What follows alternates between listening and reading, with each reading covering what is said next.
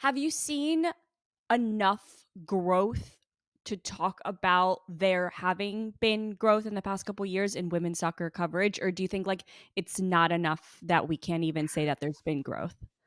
I mean, I can say that I've seen growth. I think there 100 million trillion percent needs to be more growth and more investment. But like I work on like a women's soccer specific like social media channel, and when we started, like it was hard to get people to like repost or like people to like or and stuff like that. And now you see every time I like log in to check on the socials, you see like 52 like people reposting our stuff, and you're like, wow, this is growing so much. And just the coverage, like last preseason, it's like, okay, we're fishing to like try to find coverage of it, right?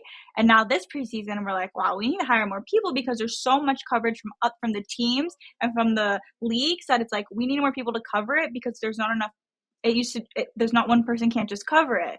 So you can see really like the growth of it all, and you can just even like when people come to games, like ticket sales and attendance records, like I feel like there's always an attendance record be broken, or a player and the NWSL signing for a new like world record fee, or like in NWSL or the WSL. Like I've seen it grow so much. Again, there needs to be more growth, but from 1 year, like 2 years ago, I've seen a lot of growth. What do you think has kind of contributed to that growth? Do you think it's been, the teams focusing on marketing themselves better? Do you think it's the players like that have been marketing themselves better? Like, what do you think has kind of contributed to that growth?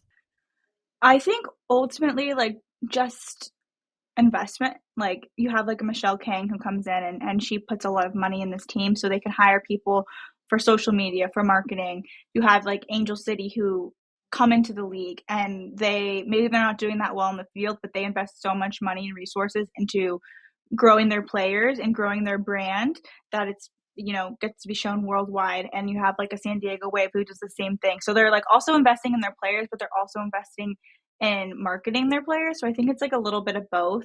I think the Women's World Cup, I think big tournaments like the Euros, for especially in the European countries, like the Euros made the lionesses like blow up, and kind of like people really really fall in love with them. And you see their social media channels do such a good job of showcasing like these players as players and athletes and like humans. So I think just kind of a combination of all of it. Tournaments, investment, marketing, kind of a combination, and people just realizing like they can actually make money off women's sports, so now they're paying attention. And I think that's a big reason why. Do you think there needs to be, in order to keep growing women's sports, that's what we need more of, period? Or do you think there's some other things that could be done? I mean, you're working on attacking thirds social channels like that I mean, I know it was started as a podcast and then it moved into being a show and everything, which has been so incredible. You're running the social channels. Like, do you think more stuff like that, like what do you think needs to continue being done to continue growing women's soccer? I think so. Women's soccer has like a really good niche following. Like the loyal followers are so like they're the best fans ever, right? But in order to grow the game, we need to keep those loyal followers, but we need to get the people who don't watch women's soccer. We need to get them. So like a good example is like my boyfriend, and obviously he likes women's soccer because I talk about it all the time. But he's a good example because him and his friends, they just didn't, it never was like on their radar until I started talking about it and like sending them all these like things from attacking third. And now they're obsessed. And so it's like, it's not that they didn't like women's soccer, it just like wasn't on their radar. So again, it's just like more of like, there's so much more now social media brands who are covering the women's game. There's a lot more marketing. Like even it was sad to like for me like the lack of coverage before the World Cup. Like there wasn't a lot of like promotion or anything like that. So I think, and it was hard because of like the time change. So that was a little bit like troubling to me. But I think just more coverage, more resources, more investment. I think it's slowly coming. But yeah, just getting it on people's like radar, and they will enjoy it because it's such an enjoyable game, and these athletes are such enjoyable like humans and people. So that's just, I think, I forget exactly what your question was in the beginning, but I think that's what we need to do. Great. No. That answered it perfectly. I know I'm asking you so many different things. No, it's like I'm like very passionate about it, so it's no I worries. love it. No, I love it so much because I don't know. I don't know if I've like been debating whether or not to like ask this specific question that I'm going to ask, because I don't know. Like, No, feel Do free to ask it. do you think that it's kind of up to us women to take care of our own and take care of like the women in sports? Do you think like it's kind of up to us to keep growing the game? And I don't know if that is like a fair question to ask because I think it kind of should be on everybody. Like if you like men's soccer, why wouldn't you like women's soccer? Like do Hmm. you kind of feel like part of it is like a lot of a lot of it is like it's kind of up to us women to continue growing women's sports, specifically women's soccer? I know that's such a hard question. I don't think it's like I would give it like percentages. I don't think it's 100% on like women.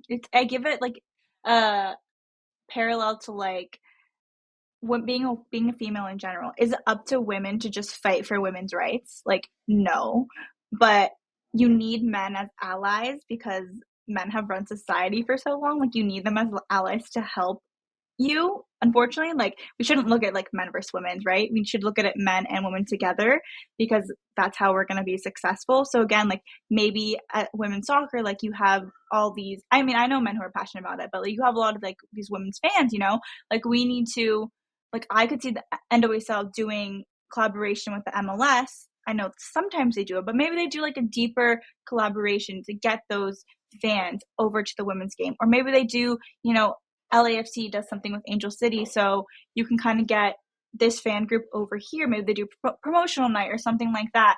So I don't really look at it as men versus women, and like I don't think you do either. But just like I don't, again, it's not 100% up to women. I think it's kind of in between like that, but that's kind of the analogy I use. Like I remember my professor told me that in like one of my sports classes. She was like, it's not up to like women to just fight for women's rights. Like we need men's help, right? Because it's not just like a world full of women. But so that's kind of like what I think of when I think of this kind of topic.